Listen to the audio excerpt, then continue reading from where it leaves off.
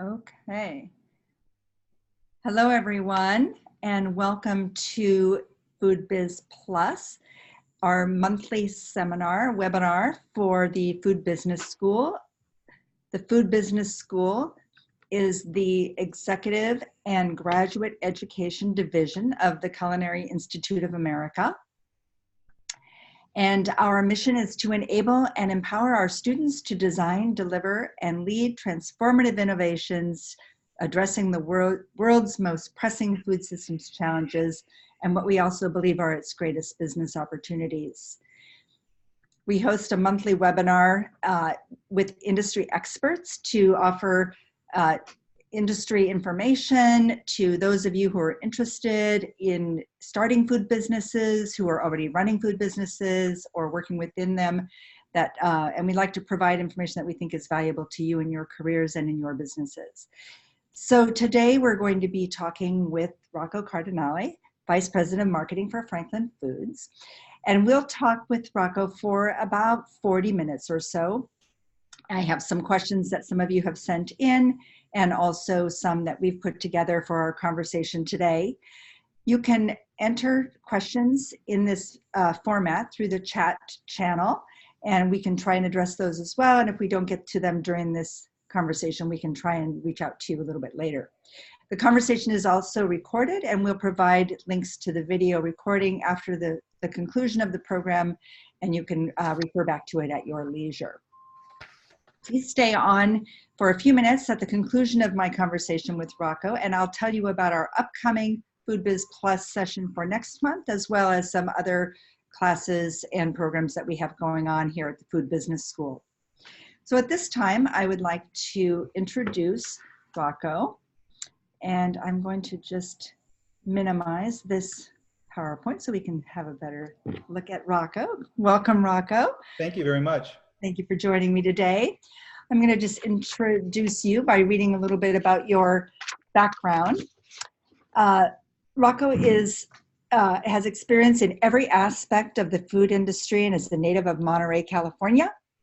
From his work with startups and medium-sized companies to multinational organizations, he possesses a deep knowledge of food manufacturing, marketing, and distribution.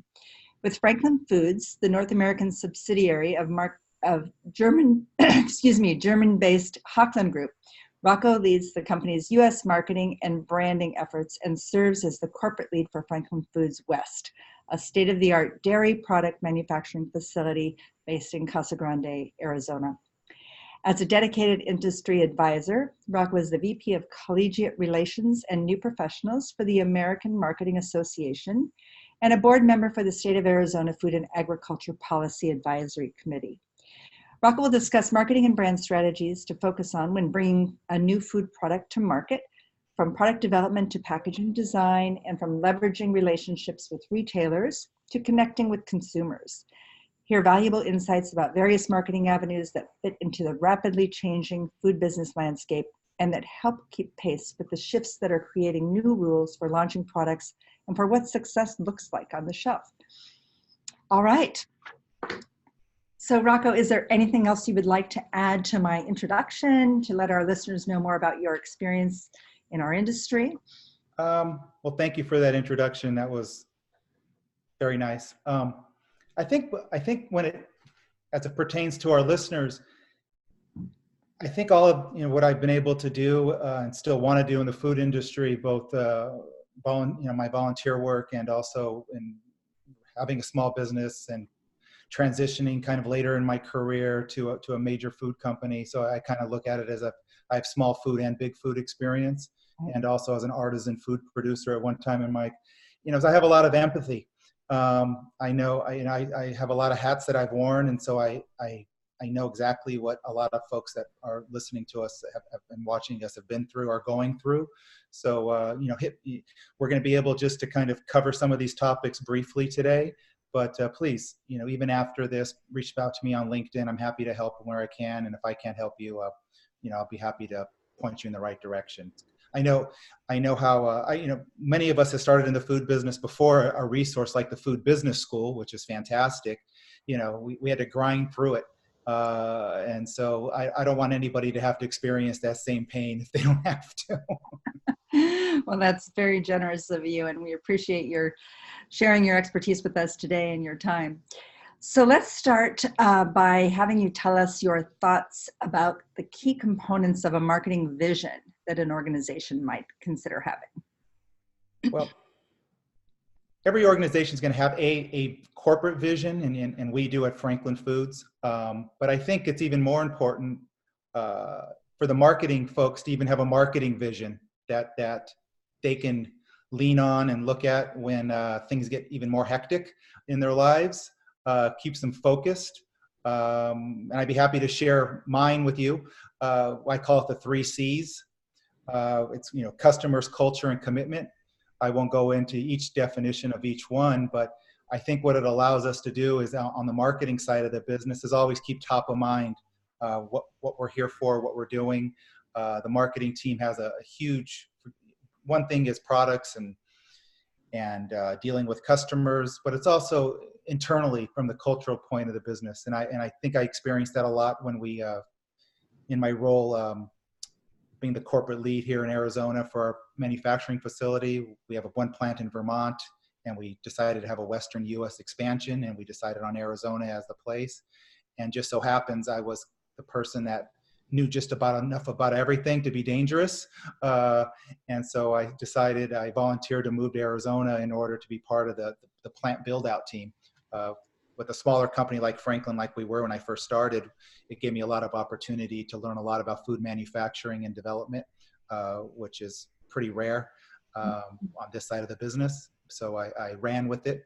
But it also, when we started bringing on new people and making that cultural shift of really marketing internally of what our expectations were, I think it really showed me how important marketing has to be inside branding of the company. And I think it helped quite a bit.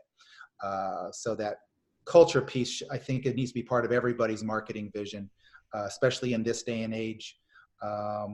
Different generations are working for you. Each one of them have different expectations. And I just think you need to be really mindful of that.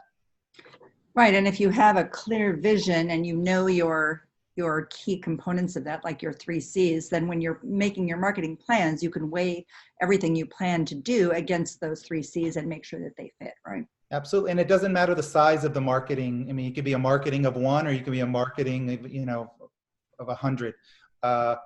It's necessary. Yep, great, thank you. So what makes marketing food products different from marketing other categories of products? And how do you see that changing with the times? Well, a mutual colleague of ours, Chris Cornyn, who's also part of the FBS, he's actually a teacher. I've really followed his thinking on this. He's really shaped my viewpoint of this because it's an important question. And I think as another part of adding something to your toolbox, I think when you're evaluating what to do for a food product or beverage, Chris came up with five points, and I'm going to read them so I don't get them wrong and make him mad at me. And what he came up with is, today's food products really have to have a balance of being functional, emotional, nutritional, and then he added a couple others in more recent times, social and cultural. And I think that is kind of spot on. And if anybody takes anything away from some of our little discussions today, I think that's a key takeaway. When they're really trying to decide on what to do next, I think that they can filter that idea and put some Post-it notes on a wall against these 5 items and say, well, where does this fit? Where would we need to have continuous improvement, which is really okay in the food business. And I think it's important to know that your product may not be where you want it to be exactly day one, but if the opportunity is there and you have an opportunity to be first on shelf, and even though it's not perfect, you're better off iterating and getting on shelf first, and instead of waiting 2 years to make it perfect. But using this as a filter, I think those 5 points has been really helpful for me, and it's what we use, and I talked about with my German colleagues as well. it orients everybody really quickly on what we're going to do and what we're not going to do and how it fits. And again, continuous improvement is okay. In this day and age of everything needs to have every good housekeeping seal of approval from organic, you can get lost in all of that really quickly, especially for smaller entrepreneurs that are just trying to get a product on shelf, one SKU, get it in 50 stores or 20 stores or to a farmer's market to test it out. It's okay. If your big idea is good enough and the rest of this can fall in line pretty quickly, and filtering it through these 5 items would be, it's a great element to add to your toolbox, no matter if you're a small company or a big company. And I use it all the time. Can you just name those 5 items again so our listeners Sure. one more time? Functional, emotional, nutritional, social, and cultural. Great, thank you. I also love the concept of continuous improvement in products, in development, in business, in everything that we do. And there's a great word in Japanese that means continuous improvement called kaizen. And I just feel like it's an appropriate word for moving forward and staying current in our business and in our lives, really. So next, what are some key levers that you use to gain traction for a new product with consumers and with your target audience? Well, putting on my big food hat, so to speak,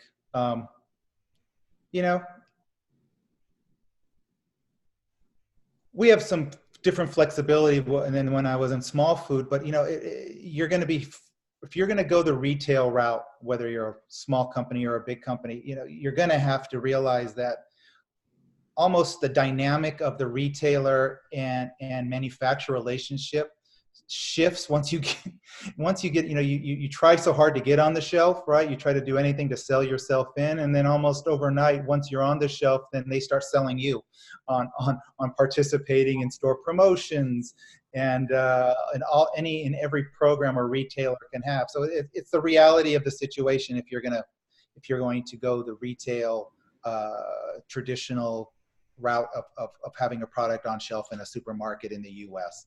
And in-store promotions is going to be the number one thing you're going to be faced with on how to support that. And that's why I think your pricing needs to have some reality to it going in. You can't, if you don't have margin, you don't have marketing, as I don't know who says that, maybe I made that up, but you're going to have to think about that moving the first retailer you go into. And I don't really see, there's kind of a list that we use: in-store promotion, social media, of course, fair amount of public relations if you've got the right public relations person or agency, and luckily we do. And influencer outreach is going to be part of that nowadays, even if it's regional influencers. There's lots of local and regional bloggers out there that have good followings, that if you can geo-target and use them, do. And then lastly, which is harder for smaller companies and a little easier for bigger companies, but you have to leverage the relationships that you have with your dairy buyers and with your brokers. It's necessary. We're a small company, Franklin Foods, considering the category we compete in. We're in cream cheese. Our big competitor is Philadelphia Kraft with 80% market share in the retail part of the business, probably very similar on the food service side of our business. So even though we're part of a big company, we're still a small company, and we still need to be really nimble and agile in what we do. Launch products that may not garner their attention quite so quickly, so they don't spend against us. But we have to go through these same iterations as they do when we're launching a product, either regionally or nationally, and smaller entrepreneurs getting started are going to have to face these same realities as well in launching their products, even if it's local. Even I'm in Arizona, luckily we have a local retailer here called Sprouts that they're based here. They have hundreds of stores now. They're expanding, but everybody in most markets has that retailer that they can actually go see in person and get a regional store distribution of maybe 100 stores and really geo-target what you're doing, and make it really efficient. And you can do some of these things. It's not only for big brands, but you're gonna have to do some of these in order to gain trial and traction. So a good recommendation would be to go to local chains, local retailers, and you can do that directly. You don't have to work through a broker to get into those. No, you know what? Some of what seems to me sometimes so obvious, people don't do. You know, we tend to love LinkedIn and we tend to love email. Sometimes you just got to pick up the phone, honestly, and you just have to make a phone call. I mean, it sounds so simple and silly nowadays, but you know, and keep calling. And go see that buyer for your category. More than likely, especially in this day and age when local is all the more important, and local doesn't necessarily always have to mean that it's made locally. You know, the team and the people can be local. And so there's some bandwidth there on what defines local nowadays. And so, they need to go see your face and hear your story. Even for a smaller company like us, they need to know who we are, what we're about. And that story is sometimes just as important as the product of what they're doing, and what they're investing in, as having you on the shelf. Now, that was a question that I was going to ask you. How important is the story and is the individual? It seems to me, from what we've learned at Food Business School and what we're teaching, is that that's a very critical piece of a product these days, particularly to the the younger generations who are buying these products, that they care about the story, they care about the individual who's developing these. Nowadays they go hand in hand. Yeah. I mean, and I always think about the craft beer space. Sometimes I don't know if I'm really drinking a craft beer or if it's just an anonymous brand from one of the big brewers. But the marketing of it and the branding and the packaging is so fantastic that I kind of almost don't care, because they've touched whatever that is in me to buy it.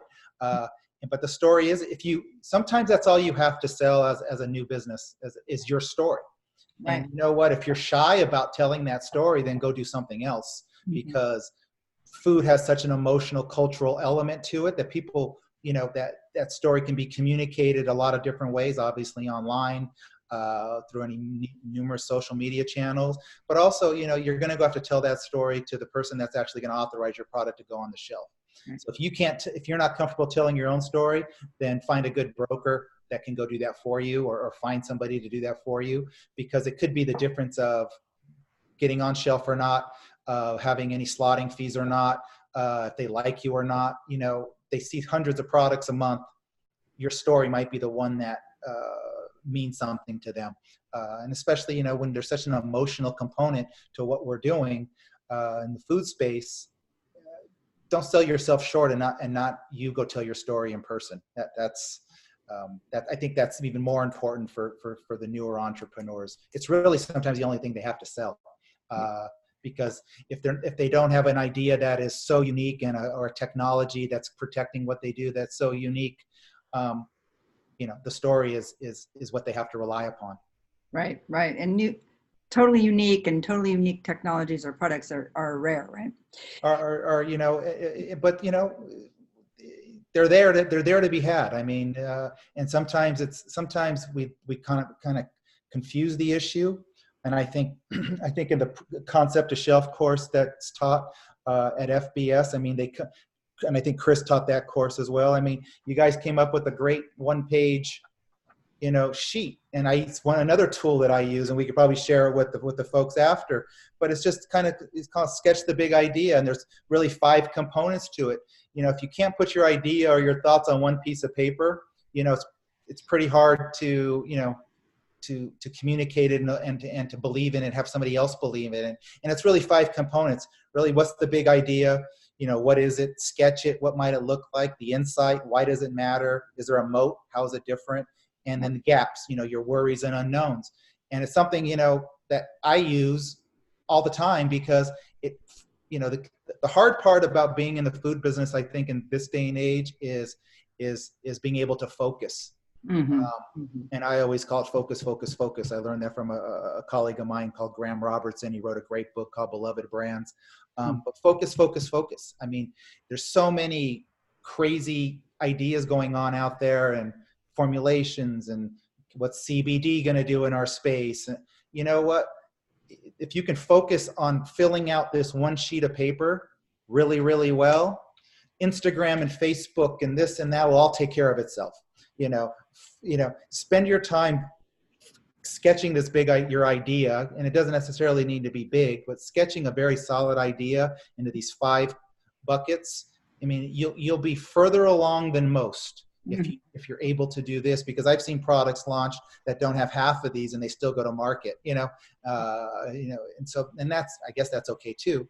But I mean, if you're clear, and then if you have to go to an investor and such, at least make it clear for them on what you're doing and how you're doing it. Yes, it's not going to be 100% right, but you'll be further along than most if you at least have the big idea piece spot on or pretty close to it. And so I use it all the time. So hopefully maybe we can share that with everybody as well. Yeah. When I send out the link to the recording, it might seem very simple and say, well, yeah, why are you talking to us? We know this. But you know what? You'll be surprised how many people don't do it. Exactly. It's really helpful at any level of marketing. Thank you. So going back just briefly to the product on shelf in a store, one of the questions that came in from one of our listeners was, once you're on a shelf in a retail market, how long do you have to prove your sales before they decide it's not working and you don't have any more chance to stay on the shelf? Depends on the category, for number one. High volume categories, high, penetration categories, like dairy probably have shorter shelf lives. If we were to launch a new brand, and it depends on the rest of the story, right? What you're going to spend to keep it on shelf. But for most parts, you probably have a good 6 to 9 months, depending on what the buyer may look, depending on what else your competitors are doing in the case as well, right? I mean, it's negotiable, but I think 6 months would probably be the minimum you would have, and depending on the category and what else you can negotiate. If you don't negotiate it, maybe your broker can. If they believe in your story, again, comes back to that. You're getting your face in front of the person. You're making improvements.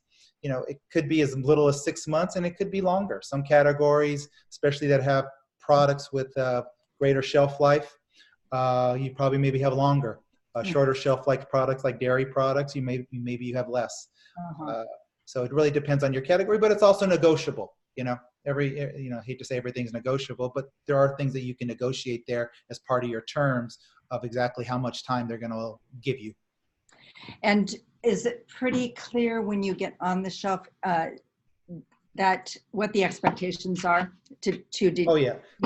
For example, if you ever, if people are further along in their where they are with their companies, going to Costco, for example, they'll definitely give you a minimum turn you'll have to do per week per building in order to stay on shelf.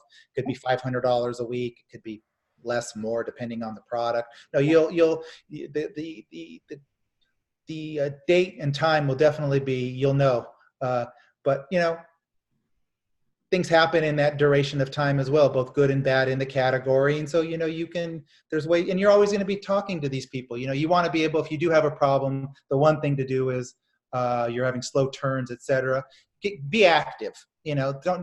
Sometimes I think people are embarrassed that their product isn't selling. You know what?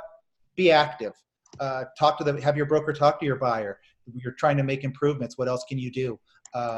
Rather than waiting for the category review in 6 months, and it's a very short conversation, and you've been delisted. Don't get it to that point.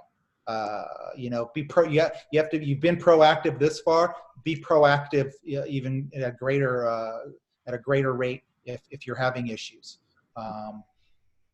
Okay, so let's move on. I want to know what you think about food businesses and business owners, whether they have a responsibility to consider the challenges that we're all facing as an industry and as people, as human race, when planning a business or developing a new food product. Should they be considering things like equality or health and nutrition or climate change, sustainability, food waste, etc.? How important is it for that to be part of a plan when developing a new product? There's no longer a choice. It's it's part of being not only, and I think it has greater scrutiny in the food business than maybe other industries. You know, I'm in the food business, so it always seems to be top of mind. But there is no choice any longer. You're going to have to, for example, if you want to be a Walmart supplier or sell your products at Walmart, Walmart has a major initiative going on right now called Project Gigaton, and trying to save a gigaton of waste. And you want to be a member of, be a supplier of Walmart as a manufacturer, probably as more for the private label folks. You know, you're going to participate in that whether you want to or not, and it's voluntary, and they're not asking for any, you know, secret information, but they want you to be a participant in that, and that you have a focus on you know, what you're doing in order to make them a better retailer. And so you don't have a choice anymore. And greenwashing isn't part of the. You can't greenwash as a company. You know, you're either doing something or you're trying to improve upon it. And just like before, continuous improvement. You know, sometimes the industry hasn't caught up with what the conversation is. You know, I just got back last night very late from Pack Expo in Las Vegas. You know, part of my role in marketing obviously is, you know, what's going on in packaging and packaging forms and materials and what are we going to be doing, machinery. And, you know, that was the key topic of the entire Pack Expo for 3 days was, you know, the packaging industry's role in fixing, you know, the hot topic right now seems to be, you know, ocean waste. And it's more than just a hot topic, it's a reality. And, you know, I've got some crazy statistics, you know, 66% of people love, you know, they realize that packaging is part of their, you know, their daily lives, and over 70% want it to go away, you know. And so there's this, consumers themselves don't know how to manage this. And, you know, smaller pack sizes are thriving, but, you know, what does that really mean to, you know, more packaging waste? And so the packaging industry has a you know, that's a huge challenge here, that there's a lot more eyes on them in the past, and they are embracing that. They have to, whether it's through different materials, through being advocates of collection, more information, more education. It's everybody. I don't want to sound too kumbaya, but, you know, it's a complete cycle of that we're all in this, and it's about time. I mean, I've been in this business a long time, and seeing the change is a necessary one. And now that you need that in order to do business with certain retailers, you're going to see the acceleration of it even faster. Most retailers have always had some type of green initiative, but this has gotten to be now where it's important, and maybe because of the millennial generation now that they're getting into families and they're becoming key breadwinners, and they're now purchasing. You know what? However we got there, I'm glad we're there. No, it's so important, so important. I recently had a panel here at our Copia campus of restaurateurs and food product company owners. And I think that, you know, obviously every company can't address every single issue, but companies need to choose something that is of importance in this area to focus on.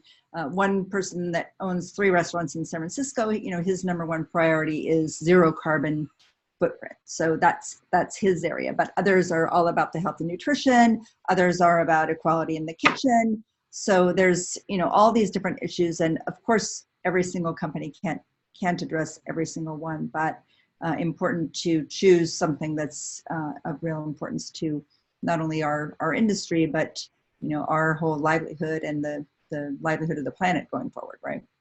Well, you know, and the Food Business School, and I took this class actually, is the mission-driven branding class, which was fantastic. I mean, I think one of the key advantages of some of your courses is yeah, that the instructors are fantastic, but just the collection of reading materials that you're able to put together. I mean, I would never have the time to go find all of that. So for whatever the fee is to take the course, it's worth just being able to get the list of the right reading materials to save me time on that end. Whether I can take the course or not, just being able to curate the information.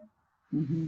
Is fantastic. And so that's a class that I took that really opened my eyes on a few things, and really put some resources in my hands on the industry in that regard, and just was kind of perfect timing. Europe at times seems to be a little more ahead of us on some of these topics. So I took that class, and then we became part of the Hopeland group.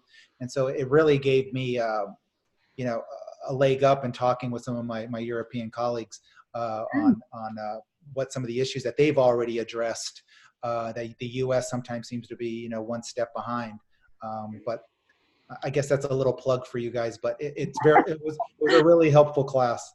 Thank you. No, that's our goal, is to provide resources in addition to instruction and by industry experts, but also further resources that people can utilize when doing this research on their own, or when moving down the road and they're ready for the next step.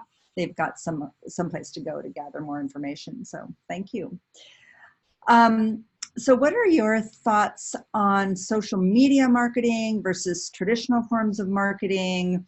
Any recommendations in this area for people embarking on this? I think it depends on where you are in the food as a food person. If you're a new entrepreneur and you just have one SKU and you're trying to get it out there, and you're going the farmer's market route, which is fine, maybe as a proof of concept, and just to, having live trial, which is, there's nothing wrong with that, believe me, and kind of using it as a test market, then you're going to do things differently than somebody that is actually launching a brand and a product in a traditional grocery store or online maybe. The beautiful thing I think about the food industry nowadays, unlike how it was probably 10 years ago, is, for certain categories, snacks and chips and items that are shelf stable that can be shipped and inexpensively. There's a whole other way to go market your product nowadays than trying to go put it on the shelf next to, every other bar, chip, or anything else out there. And so, they have their own advantages, but I'll take the position for the question as somebody that puts products on grocery store shelves. Social media is wonderful and great, but part of our budget's always going to be trade promotion, and upwards of 80% in my kind of world. And then social media is probably going to take up 15%, and then other promotions 10 to 15%. I think somewhere around the way there that all adds up to 100. Other companies have a different approach. But just because of the categories we compete in, and the competitiveness of those categories, what the buyers are expecting, what it takes to stay in, on the shelf, that's kind of the mix for us. Other folks in other categories might be able to change it, and just because social media might be a lower percent doesn't necessarily mean that in some regards it's costing any less time, effort, and money in doing it. I always say you can have your own Instagram page, but have great content, timely content. That's time consuming, and it can be a good size investment as well. And transitioning that into actually some type of incentive to purchase your product, usually on a shelf in a grocery store, most likely, in order to make that all worthwhile, that has its own challenges. So I think it's really category driven of what you're able to do, and then what the expectation is from the retailer and what you can do. But social media yes, is it important? Absolutely. I just think the level of importance depends on other factors. Right. How about print advertising? Is that still something that companies are putting any money into, or not very much? We've done off and on over the years. It depends on the publication. usually it's just not only print anymore. You might be buying the print ad, but you're also going into whatever periodicals online sources are as well. So, for example, if we've done something in Shape magazine that has an incentive coupon in it, then we'll do things on their digital platform as well as part of the entire package. So nothing is ever so one-dimensional anymore. But I spent a lot of time on airplanes lately, and it didn't have Wi-Fi occasionally. So that magazine was my friend, and so I can't imagine that other folks don't run into those same situations where you do have printed material in front of you, and sometimes it's just good to read. Have something in your hands. That's you're reading. And so I can see the advantages of print still being part of somebody's program. But tends to be pretty expensive too. So it might need to be a part of something for people who have larger budgets. Exactly. And how about e-commerce? What do you think about e-commerce in terms of food products, and how does that fit into the future of food? Well, I think we've really moved past, if, and I think, newsflash, I think we're here. I think it fits, and I think, and I have some statistics here, and I was reading them this morning from the recent show I was at. E-commerce in the food space, is growing 16 to 26% through 2021. Could be 20% of U.S. grocery sales by 2025. Just about half of U.S. consumers are already shopping online for packaged goods. Not all delivery models are going to work, which is really really incentivizing new packaging formats to be optimized for e-commerce. And just from a personal standpoint, I'm in a grocery store just about every day of my life, for one way or another. But I hate, if I don't. But we get grocery delivery for 90% of our groceries. Because the last thing I'm going to do on a Sunday when, honey, we're out of milk, go get. Please don't make me go to the grocery store on a Sunday and go spend 2 hours. And why would I? I mean, I just order right here. It comes kind of at a time I want. It's worth the extra little bit of money. Do a little fill-in stops at maybe Trader Joe's or Whole Foods or whatever, and get through the week. And there I go on my day. So I can't imagine I would ever go back, which is scary in a way, because now how I'm selecting all my grocery products is by the little picture on that, my phone, right? And so getting back to some of your earlier questions, now all of a sudden your packaging has to be, the size of a thumbnail. All of a sudden everything that you thought was happening on shelf to incentivize a purchase is really happening on my screen, on my computer, on my phone, and on my computer as well. So that dynamic of what food packaging means nowadays has really changed, of being even clearer, more succinct, and where you're placed, even on a digital shopping list. So it's gotten to be really interesting in a hurry, so I can't imagine not having some component of my life be online groceries delivery. And so what does that say for my boys? I have 2 boys, one's 13, one's 10. I mean, how are they thinking about grocery shopping when mom and dad don't go?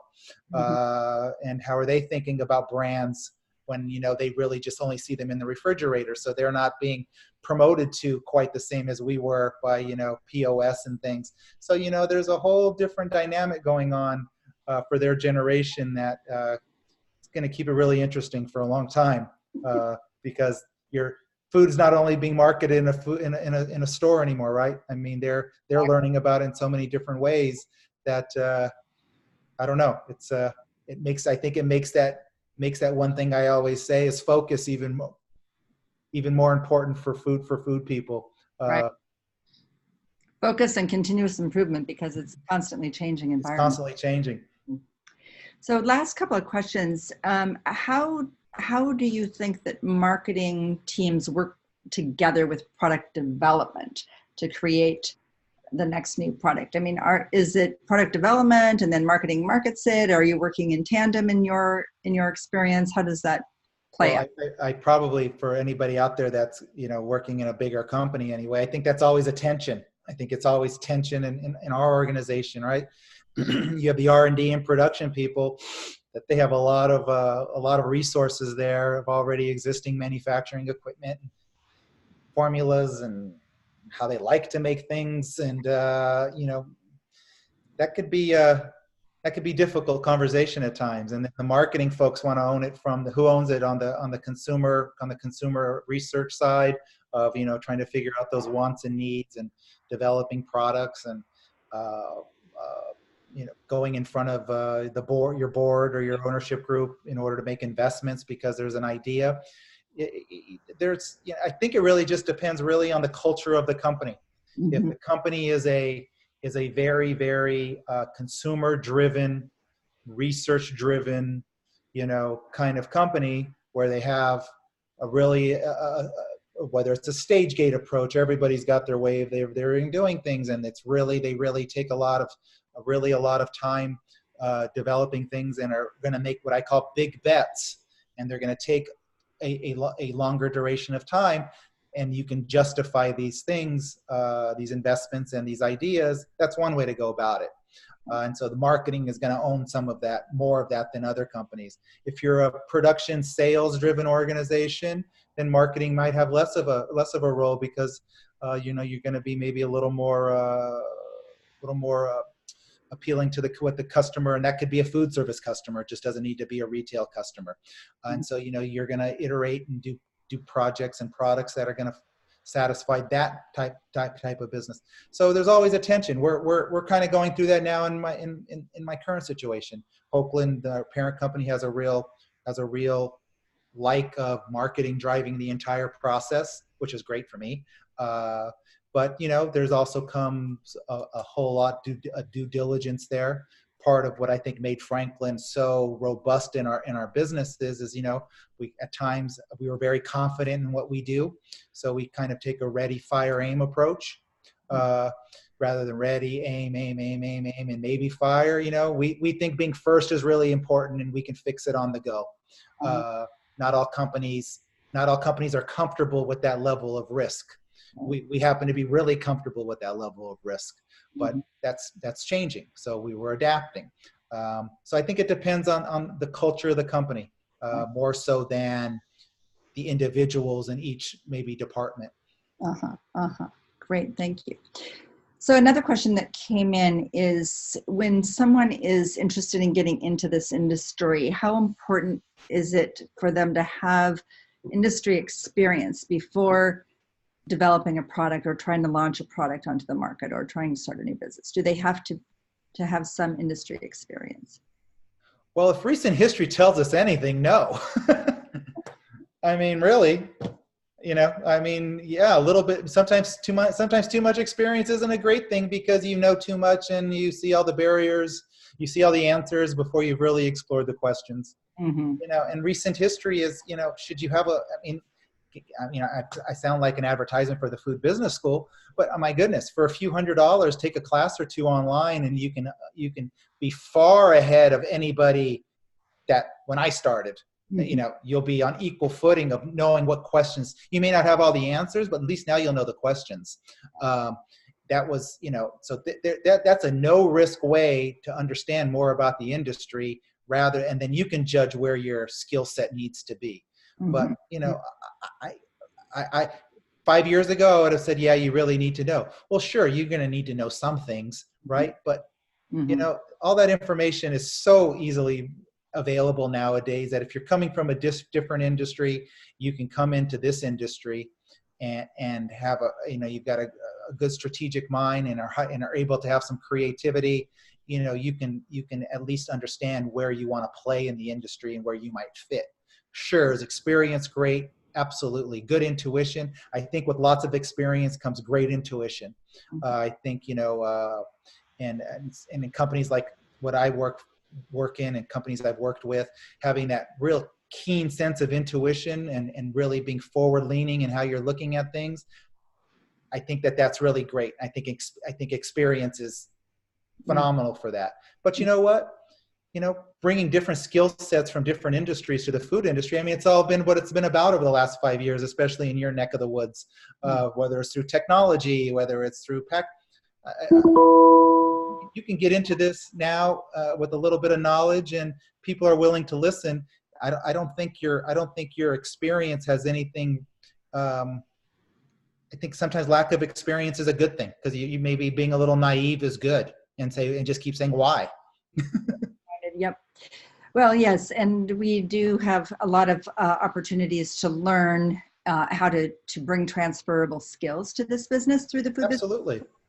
And so I think that will bring us to me heading into talking about a little bit more about what we do have to offer in terms of other educational programs. But before we do that, is there anything else you'd like to let our listeners know before we close out? Well, we've just scratched, like I said before, we've just scratched the surface. So, hit me up on LinkedIn. Happy to answer a question or two, save you some pain and agony. And also, if you got a good idea, great. And however I can help, just reach out and do it the best I can.